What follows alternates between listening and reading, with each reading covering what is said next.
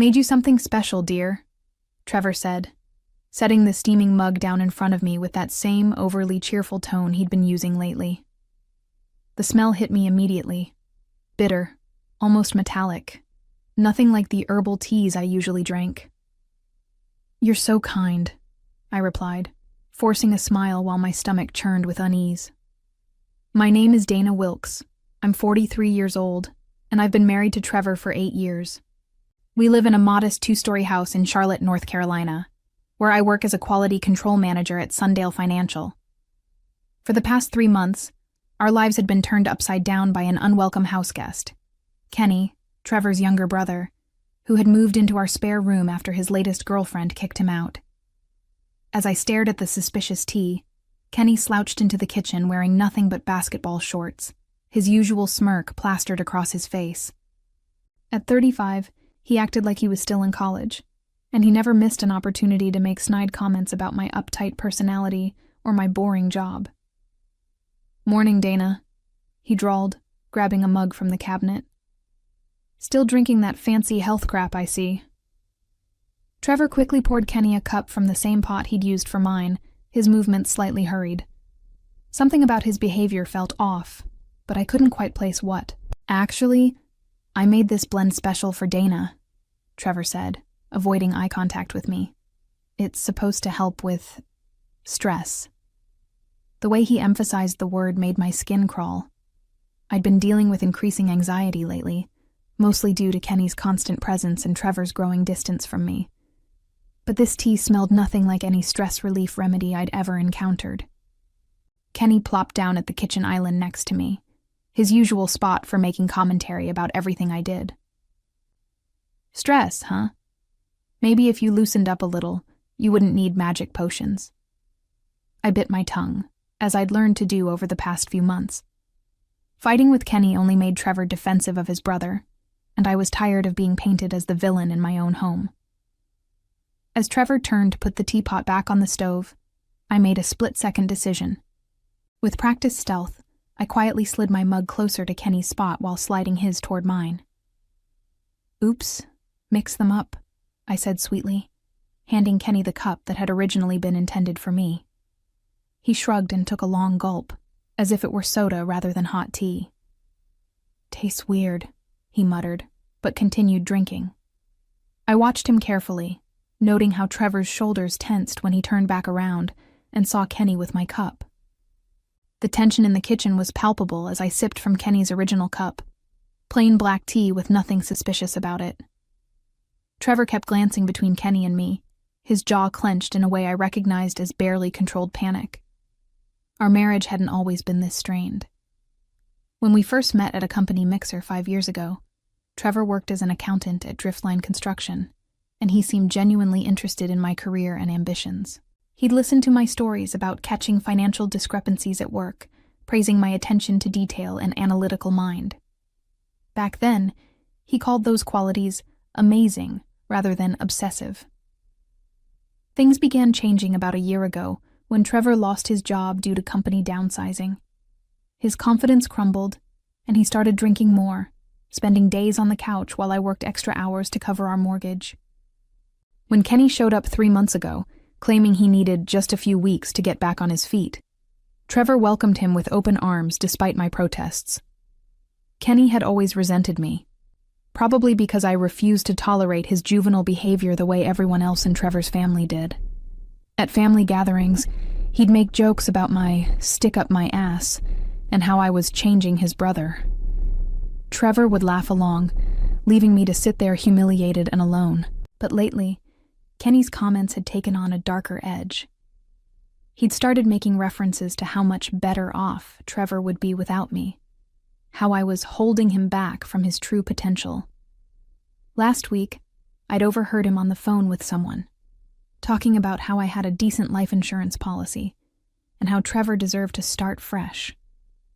That conversation had prompted me to start being more careful around both of them.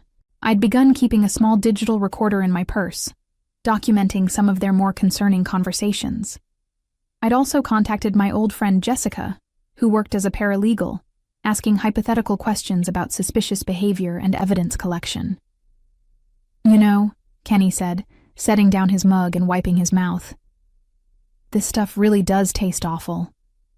You sure you know what you're doing with these tea experiments, Trevor? Trevor's face had gone pale. It's an acquired taste. Maybe you should drink some water. I'm fine, Kenny waved him off. Takes more than some bitter tea to knock me down. I continued sipping my safe cup while observing the growing panic in my husband's eyes. Whatever had been in that original tea, it wasn't meant to be a harmless stress reliever. The metallic smell, Trevor's nervous behavior, and his obvious distress at seeing Kenny drink it all pointed to something far more sinister. 20 minutes had passed since Kenny finished the suspicious tea when he suddenly doubled over. Oh, God, Kenny gasped, clutching his stomach as sweat beaded across his forehead. Something's really wrong. He stumbled from the kitchen island to the living room couch, his face turning an alarming shade of green. Trevor rushed after him, his panic no longer concealed. What's happening to him? I asked, though I suspected I already knew. I pulled out my phone, pretending to consider calling for help while actually starting the voice recording app. I don't know, Trevor stammered, kneeling beside his brother. Maybe he ate something bad. Kenny, what did you have for dinner last night? Kenny could barely speak through the waves of nausea. Nothing. Different. Trevor, what was in that tea? The question hung in the air like a loaded gun. Trevor's eyes darted to me, then back to his brother, his mouth opening and closing without words. Trevor, I said calmly, never breaking eye contact with my husband. What exactly was in that tea you made for me? His face went completely white. In that moment, I saw the truth written across his features, guilt, fear, and the dawning realization that his plan had gone horribly wrong. Kenny's condition was deteriorating rapidly. His breathing became shallow, and he started shaking uncontrollably. Call ambulance, he managed to whisper. I dialed 911, speaking clearly and calmly to the dispatcher, while keeping my phone positioned to catch every word. My brother-in-law is experiencing severe stomach pain and nausea after drinking tea. He's sweating profusely and seems to be having difficulty breathing. While we waited for the paramedics, I carefully moved to the kitchen and used a clean plastic bag to preserve what remained of the original teapot and the mug Kenny had drunk from. Years of quality control work had taught me the importance of evidence preservation. Dana, what are you doing? Trevor asked, his voice cracking. Making sure the doctors have everything they need to help Kenny, I replied evenly. They'll want to know exactly what he consumed.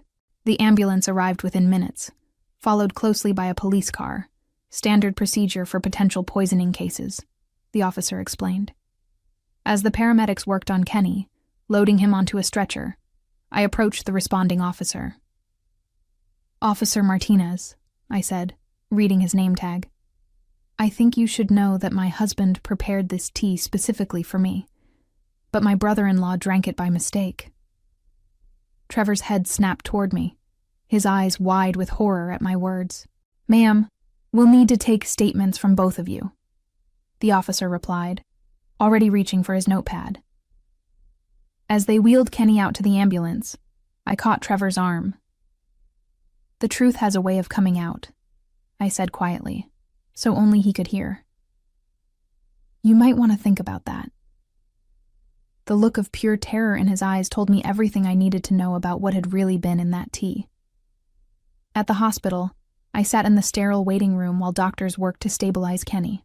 Trevor paced nearby, his hands shaking as he repeatedly checked his phone. The police had taken our initial statements, but I knew they'd be back with more questions once they determined what had poisoned Kenny. Mrs. Wilkes? A doctor approached us with a grim expression. I'm Dr. Henderson. Your brother-in-law is stable for now, but we found concerning levels of antifreeze compounds in his blood. Trevor dropped into a chair like his legs had given out. Antifreeze, ethylene glycol, was a particularly insidious poison. It initially tasted sweet, which would explain why Kenny had been able to drink the entire cup despite complaining about the bitterness. The bitter metallic smell I'd detected must have been from something Trevor added to mask the antifreeze taste. Antifreeze? I repeated, feigning shock. How could that be possible? Dr. Henderson's expression was serious. This appears to be intentional poisoning. The police will need to investigate your home and any beverages consumed this morning. Trevor's face had gone beyond pale to a sickly gray color. I reached over and squeezed his hand, playing the concerned wife perfectly. Honey, you look terrible. This must be such a shock. What Trevor didn't know was that I'd been documenting suspicious behavior for weeks. Hidden in my home office was a small safe containing printed emails, photographs, and recorded conversations that painted a very different picture of my loving husband. It had started a month ago when I'd accidentally opened a piece of mail addressed to Trevor, a confirmation for a life insurance policy increase on me. When I asked him about it, he claimed it was just being responsible and planning for the future. But the timing, combined with Kenny's increasingly hostile comments about my holding Trevor back, had made me suspicious. I'd begun paying closer attention to their conversations, especially the late-night talks they thought I couldn't hear from upstairs. Using a baby monitor app on my phone, I'd recorded several disturbing exchanges where they discussed how my death would solve Trevor's financial problems and free him from our miserable marriage. The most damning recording was from just 3 days ago, when Kenny had joked about how accidents happen all the time, and Trevor had responded that he just needed the right opportunity. They'd laughed about it, as if planning my murder was some kind of twisted bonding activity. Mr. and Mrs. Wilkes? Detective Sarah Cross approached us, introducing herself as the lead investigator. We'll need to search your home and collect any beverages or containers that might be relevant to this case. Of course, I said immediately. We want to help in any way we can. This is just so frightening. The idea that someone could have poisoned Kenny in our own home. Trevor remained silent, staring at the floor. Mr. Wilkes, Detective Cross addressed him directly. I understand you prepared the tea that your brother consumed? Yes, but it wasn't meant for him, Trevor stammered. I made it for Dana, but somehow the cups got mixed up. The detective's eyebrows raised slightly. So you're saying this poison was intended for your wife? I watched Trevor realize his mistake, how his attempt to deflect suspicion had actually made things worse for him. No. I don't know how the antifreeze got in there. Maybe someone broke into our house, or maybe it was contaminated somehow. His story was falling apart in real time, and we all knew it. Detective Cross took detailed notes while I maintained my shocked and confused expression. Mrs. Wilkes, did you notice anything unusual about the tea when your husband served it to you? Actually, yes, I said thoughtfully. It smelled odd, metallic, not like any tea I'd had before. That's why I was hesitant to drink it. The search of our home yielded exactly what I'd expected it would. Detective Cross and her team found the antifreeze container in Trevor's workshop, with his fingerprints clearly visible on the cap. They also discovered internet search history on his laptop detailing ethylene glycol poisoning symptoms and detection methods. But what they didn't find was the evidence I'd been carefully collecting for weeks. Mrs. Wilkes, would you mind coming to the station to give a more detailed statement? Detective Cross asked as the search concluded. Absolutely. I want to help however I can, I replied, grabbing my purse, the one containing my digital recorder and the key to my office safe. At the police station, I sat across from Detective Cross in a small interview room, my hands folded calmly in my lap. I need to be completely honest with you, I began, my voice trembling just enough to suggest emotional distress. I've been worried about my safety for weeks now. Detective Cross leaned forward, her attention fully focused. My husband has been acting strangely since he lost his job, and his brother Kenny has been living with us, making these awful comments about how I'm ruining Trevor's life. Last week I overheard them talking about my life insurance policy. I paused, letting that information sink in before continuing. I was scared. so I started recording some of their conversations. I know it sounds paranoid, but after this morning, I think my instincts were right. I pulled out my phone and played the recording from 3 days ago. Kenny's voice filled the room. Accidents happen all the time, you know. People drink the wrong things, slip and fall, all kinds of unfortunate events. Trevor's response was even more damning. I just need the right opportunity, something that looks natural. Detective Cross's expression grew increasingly serious as she listened to more recordings. In one, Kenny suggested that my accident should happen soon, because he was tired of living in this depressing house with that uptight witch. In another, Trevor complained about how my controlling nature was preventing him from accessing our joint savings account to pay Kenny's debts. There's more, I said quietly, producing a key from my purse. I've been keeping copies of emails and documents in a safe at home. I was planning to talk to a lawyer next week, but after what happened to Kenny... The detective's eyes widened as I explained about the life insurance policy increase, the suspicious online purchases on Trevor's credit card, and the pattern of escalating verbal abuse that had made me fear for my safety. "Why didn't you come to us sooner?" she asked. "I wasn't sure anyone would believe me," I admitted. Kenny can be very charming when he wants to be, and Trevor had everyone convinced that I was just being paranoid because of work stress. I thought I needed more evidence before I could prove what they were planning. Detective Cross studied me carefully. "Mrs. Wilkes, you realize that if your husband intended to poison you and your brother-in-law drank it instead, that's attempted murder?" "I understand," I said, my voice barely above a whisper. "I just can't believe the man I married could actually try to kill me. But the evidence speaks for itself." What the detective didn't need to know was how carefully I'd orchestrated this entire scenario. How I'd deliberately mentioned Trevor's special tea routine to Kenny the night before, knowing his competitive nature would make him want to try whatever was too good for him. How I'd practiced switching the cups until I could do it seamlessly. Sometimes the best revenge was simply letting someone's own evil plans destroy them. The next several hours unfolded exactly as I'd anticipated. Detective Cross retrieved the evidence from my home safe, including emails between Trevor and Kenny discussing getting rid of the problem and researching undetectable poisons. The digital paper trail was extensive and damning. Trevor was arrested that evening at the hospital, where he'd been maintaining his vigil beside Kenny's bed. Not out of brotherly love, but out of fear that Kenny might wake up and implicate him. The irony wasn't lost on me that his attempt to appear caring had actually made him look more suspicious. "Mrs. Wilkes," Detective Cross called me with an update the following morning.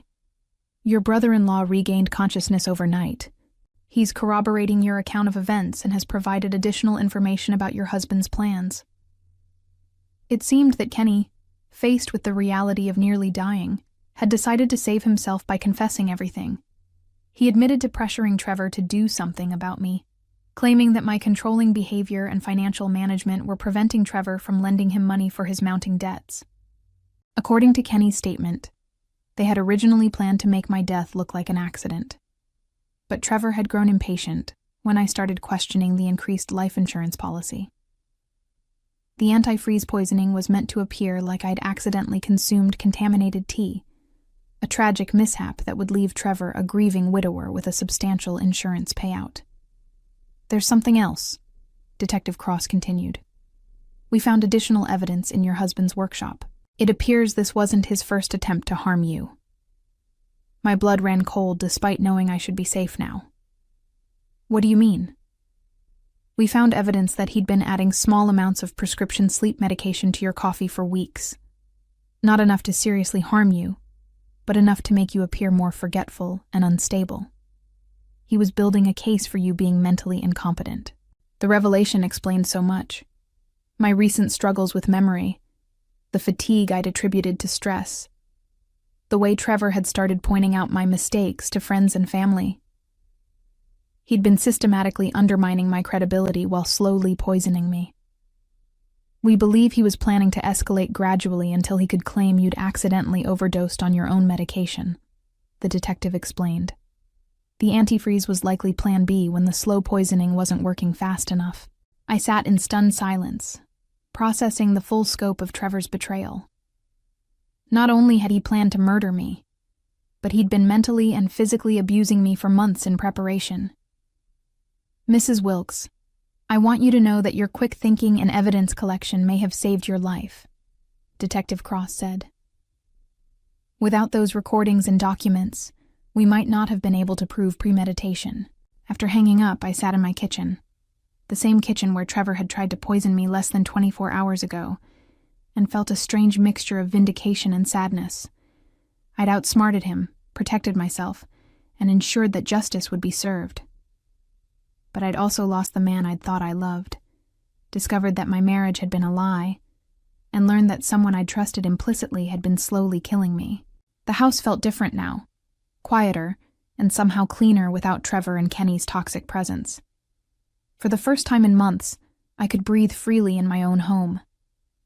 My phone buzzed with a text from Jessica, my paralegal friend. Saw the news. Are you okay? Do you need anything? I smiled as I typed back, I'm safe now, and I think I'm going to be just fine. 6 months later, I stood outside the courthouse steps, breathing in the crisp autumn air of Charlotte. The trial had concluded with Trevor receiving a sentence of 25 years for attempted murder, and Kenny getting 5 years as an accessory. Justice had been served, but my real revenge was just beginning. During the trial, every detail of their plan had been exposed to public scrutiny. The media had dubbed it the antifreeze murder plot, and the story had spread throughout our community and beyond. Trevor's reputation was permanently destroyed. His family had disowned him, and he'd lost everything: his freedom, his marriage, and any hope of the insurance money he'd killed for. But the most satisfying part of my revenge wasn't his imprisonment. It was watching him realize, piece by piece, how thoroughly I'd outmaneuvered him. The prosecution had presented my evidence methodically. The recordings that proved premeditation, the digital trail showing his research into poisons, and the documentation of his previous attempts to slowly poison me with sleep medication. Trevor's defense attorney had tried to paint me as a manipulative wife who'd driven him to desperation. But the evidence spoke louder than any character assassination. What truly devastated Trevor, though, was learning how long I'd been aware of his plans. During my testimony, I'd calmly explained how I'd suspected something was wrong weeks before the antifreeze incident. I'd described installing the baby monitor app, setting up the hidden recorder, and carefully documenting his every move. You see, Your Honor, I'd said, looking directly at Trevor across the courtroom, my husband always underestimated my intelligence. He thought I was just an uptight, controlling wife who paid too much attention to details. But those details are what saved my life. The look of absolute defeat in Trevor's eyes when he realized I'd been 3 steps ahead of him the entire time was worth every sleepless night I'd spent gathering evidence. He'd planned my murder for months, but I'd planned his downfall even longer. With Trevor behind bars and Kenny serving his sentence, I was finally free to reclaim my life. The first thing I did was sell our house. The place held too many dark memories, and I wanted a fresh start. I used the proceeds to buy a small cottage on the outskirts of Charlotte, complete with a garden where I could grow my own herbs for tea. The irony wasn't lost on me. My job at Sundale Financial had been understanding throughout the ordeal, and my supervisor had even offered me a promotion to Senior Quality Control Manager. My skills in identifying discrepancies and maintaining meticulous records had proven invaluable, both professionally and personally. I'd also started volunteering with a local domestic violence organization, helping other women recognize the warning signs of abuse that I'd initially missed. Many of them were surprised to learn that poison was more common in domestic violence cases than people realized, and that emotional manipulation often preceded physical harm. The thing about abusers, I'd tell the women in our support group, is that they always underestimate their victims. They think we're too weak, too trusting, or too scared to fight back. But sometimes, the best defense is letting them defeat themselves. My story had become something of a local legend. The quality control manager who'd applied her professional skills to catch her would-be murderer. Several women had reached out to thank me for showing them that they weren't powerless, that careful planning and documentation could protect them from dangerous partners. The cottage felt like a sanctuary after years of walking on eggshells around Trevor and Kenny. I could drink my morning tea without fear, work in my garden without looking over my shoulder, and sleep peacefully knowing that the only person who could hurt me now was safely locked away. For the first time in years, I felt truly free. And I had ensured that Trevor would spend decades regretting the day he'd underestimated Dana Wilkes. As I tend to my herb garden now, brewing my own safe blends each morning, I often reflect on how my methodical nature, the very trait Trevor found so insufferable, became the weapon that destroyed his evil plans and secured my freedom.